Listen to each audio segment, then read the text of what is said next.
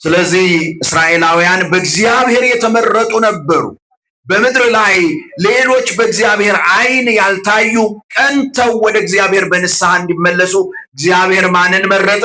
እስራኤልን መረጠ። ከእስራኤላውያን ወገን እርሷን መረጠ፣ እስራኤልን መረጠ።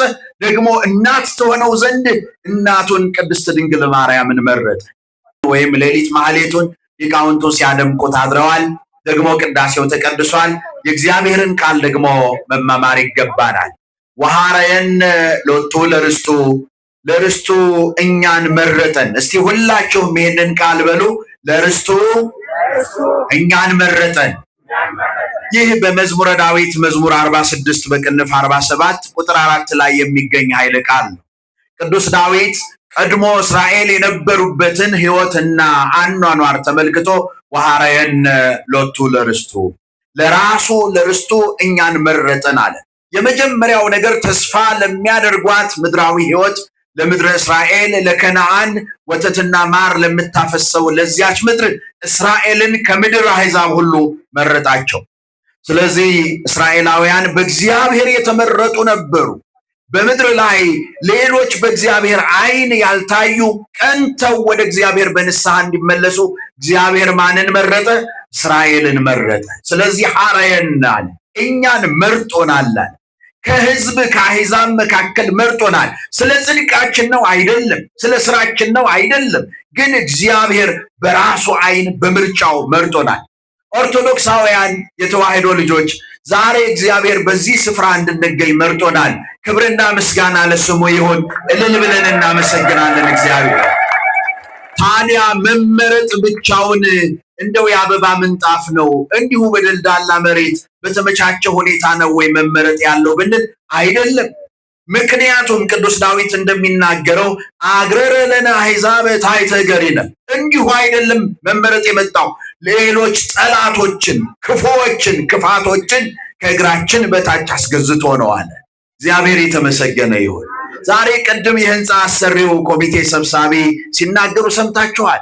ያልተገዛ ብዙ መከራና ችግር ባይገዛላቸው ኖሮ እነሱ አልፈው ያንን መከራ አሳልፈው ዛሬ ላይ አይገኙም ነበር። ነገር ግን እግዚአብሔር እነዚያን ጠላቶቻቸውን ከእግራቸው ስር አስገዝቶላቸው የማጣትን ችግር፣ የክፋትን ጠላትነት፣ የአካባቢን የሰላም ማጣት፣ እነዚህ ሁሉ ችግሮች ከእግራቸው በታች ተገዝተው 17 ዓመት የለፉበትን ይህንን የልፋት ዋጋ ዛሬ ሁላችንም እንድናመሰግን ሆኗል።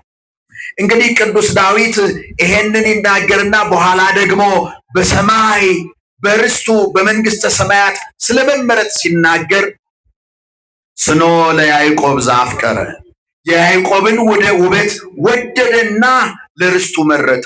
የያዕቆብ ውበት የተባለው ከማን ጀምሮ ይመስላችኋል? ከእናታችን ከቅድስተ ቅዱሳን ከድንግል ማርያም ጀምሮ ነው። የእናታችን የቅድስተ ቅዱሳን የድንግል ማርያም የዚያ የእስራኤል ዘር ደግሞ ለድነት የመረጣት የያዕቆብ ውበት ተብላ ወስኑሰ ለያዕቆብ፣ የያዕቆብ ውበት እሱ የወደደው የያዕቆብን ውበት በእርሷ ለማደር ከመረጣት ከእናታችን ከቅድስተ ቅዱሳን ከድንግል ማርያም ጀምሮ ነው። ስለዚህ የያዕቆብን ውበት ወደደ።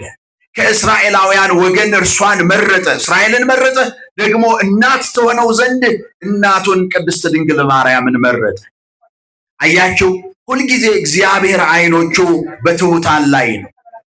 እግዚአብሔር ዓይኖቹ በትህትና በሚመላለሱት ላይ ነው።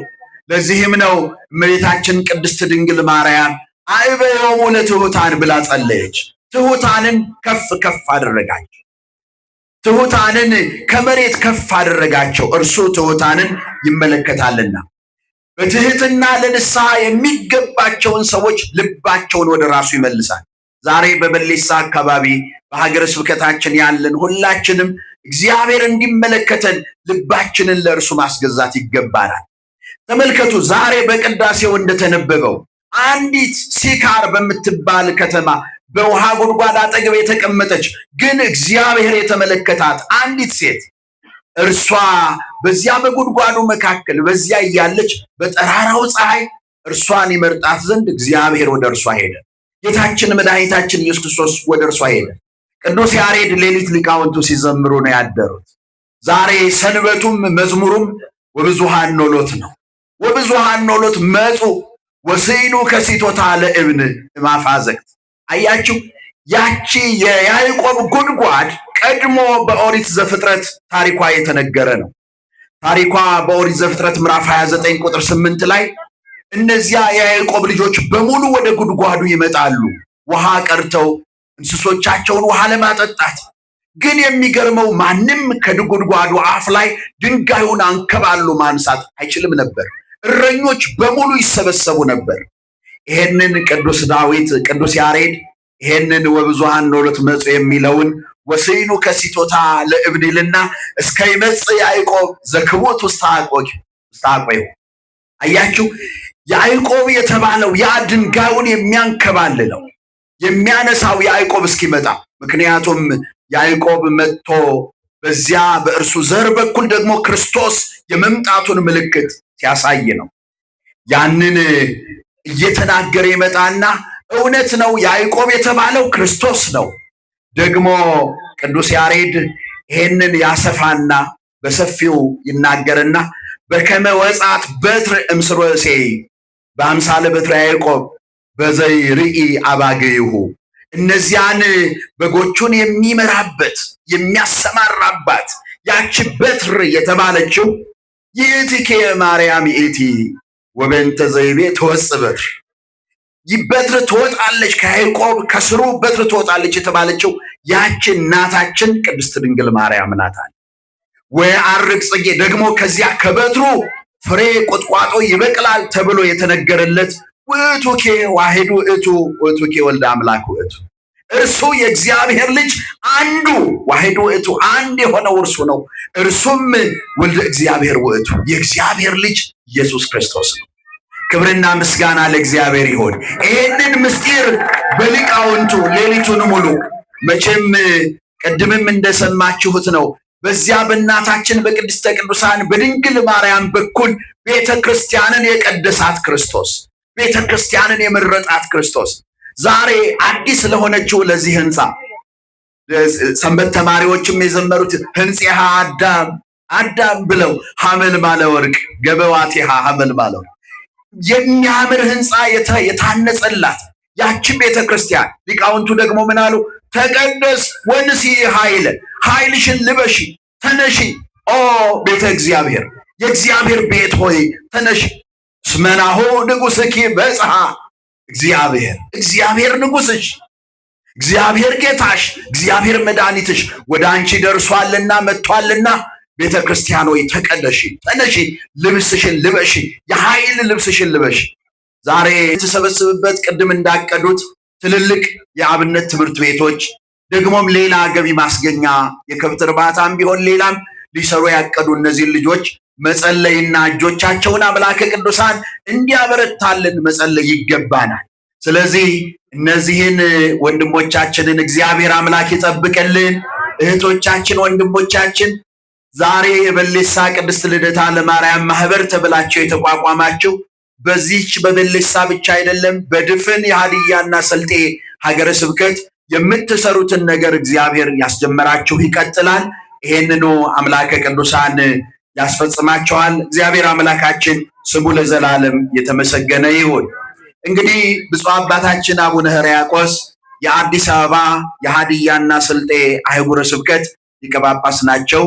በብዙ ፕሮግራሞች የነበሩ መርሃ ግብሮች ቀድመው የተያዙ በመሆናቸው በእውነት በሚቀጥለው በሌላ ጊዜ ቀድመን መርሃ ግብሩን ለብፁዕነታቸው አሳውቀን ደግሞ የበሌሳ ማህበረ በሌሳ እዚህ ስትመጡ ብፁዕነታቸውም ወይ በዚህ ወይ በመንበረ ጵጵስናቸው አግኝተዋችሁ ቡራኬ ይሰጧችኋል።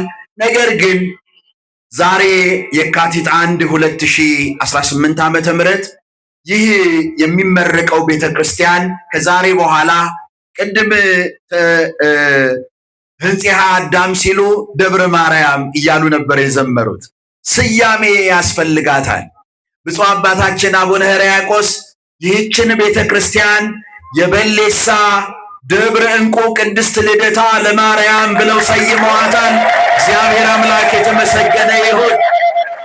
የበሌሳ ደብረ ዕንቁ ቅድስት ልደታ ለማርያም ቤተክርስቲያን ተብላ ተሰይማለች።